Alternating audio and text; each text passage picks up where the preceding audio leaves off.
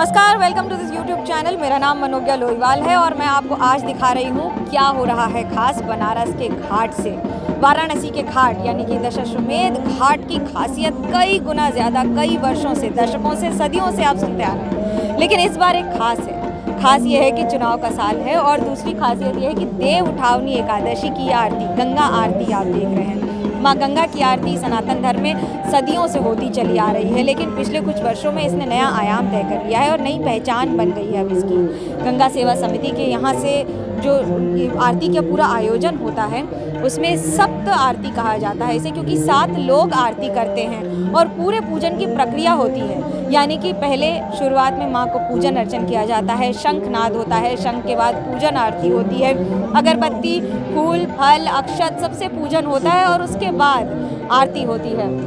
आरती की ये खासियत है, पिछले कुछ वर्षों में इस आरती ने भी अपनी एक नई पहचान, अलग पहचान बना ली। ऐसा नहीं है कि आरती अभी से हो रही है, कई दशकों से, सदियों से हो रही है माँ गंगा की आरती। जो छोटे छोटे दिए आप देख रहे हैं ये इसीलिए रखे जाते हैं क्योंकि माँ की आरती करके, गंगा की आरती करके उसके बाद इसे जल में प्रवाहित कर दिया जाता है और इन्हीं मंत्रोच्चारण के साथ पहले संकल्प लिया जाता है।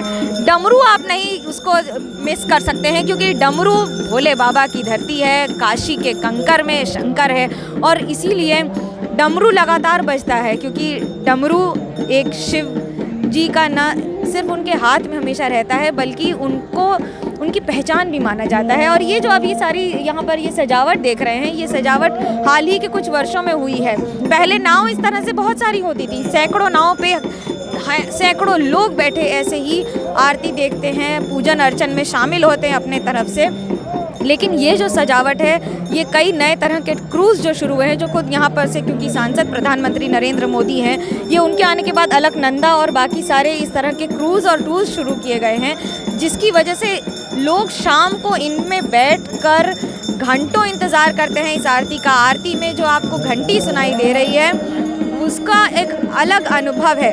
देखिए, पहले आरती हुई घी के दीपों से और उसके बाद अब कपूर की आरती, ये कपूर की आरती है। इससे पहले भस्म जलाई जाती है और इस पूरी आरती के साथ ये सारे जितने भी ब्राह्मण हैं एक साथ एक स्वर में यहाँ पर आरती करते हैं। और ये आरती पहले ऐसा नहीं है कि नहीं होती थी, 1991 से यहाँ से शुरू हुई है। पहले इस तरह से की जाती है आरती, उसके पहले इस तरह से नहीं होती थी।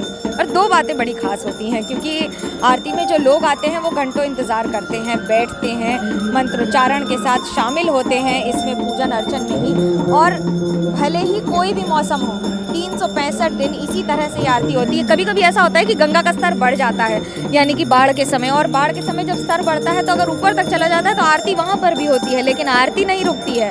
पूजन अर्चन जैसे रहता है उसी यथार्थ भाव से होता है। और ये जो दूर दूर तक आपको लोग दिख रहे हैं ये देव उठावनी एकादशी के दर्शन करने आए हैं। देव उठावनी एकादशी का अपना महत्व है। देव उठावनी एकादशी का अर्थात कि चातुर्मास जब खत्म होता है तो आज ऐसा माना जाता है कि भगवान अपने नेत्र खोलते हैं और अपनी निद्रा से जब उठते हैं तब आज की आरती का महत्व ही अलग है। ऐसे में अगर आप उसी समय देवादिदेव भोले बाबा के दरबार में हैं तो मैं तो ये कहूँगी कि आपके, मेरे तो कम से कम कोई ऐसे पुण्य हैं जो मुझे आज प्राप्त हो गई, या मेरे ऐसे कोई कर्मों का फल किस जन्म का नहीं पता। और ये देखिए, ये लगातार आरती तालियों के साथ, मंत्रोच्चारण के साथ लगातार पूजन अर्चन और हर तरह के स्तोत्र पढ़े जाते हैं। रुद्राष्टकम हो, शिव तांडव स्तोत्र हो, आरती हो, माँ गंगा की आरती हो, गणेश जी की आरती हो, सबको